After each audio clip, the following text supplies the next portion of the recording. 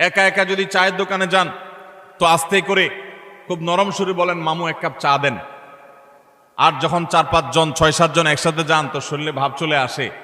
একবারে বেশি 2বার যদি ডাকা লাগে ওই টি বয়কে, ওই কর্মচারী বেচারাকে, তখন তার দিকে তেড়ে যান, শক্ত কথা বলেন, জোরে আওয়াজ করেন, ভাবখানা এমন যে আপনি কি হুনুরু হয়ে গেছেন।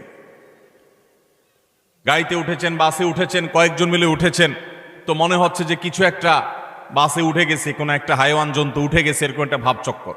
ঠিক না ভাই? ঠিক ভাইরা আমার, কয়েকজন মিলে শক্ত আছেন। একজন রিক্সাওয়ালা হয়তো 10 টাকার জায়গায় 15 টাকা চাইছে, 1 টাকাও দিলেন না, পুরো টাকা না দিয়ে চলে গেছেন। বেচারা ফেলফেল করে চেয়ে আছে, কিছু বলার ক্ষমতা নাই। মনে রাখবেন, এর সবগুলো আল্লাহর খাতায় লেখা হচ্ছে। একটি পাপ এমন নাই, একটি জুলুম নাই যে জুলুম আল্লাহর খাতায় লেখা হচ্ছে না। নবী করিম সাল্লাল্লাহু আলাইহি ওয়াসাল্লাম সেজন্য বলেছেন, সেদিন আসা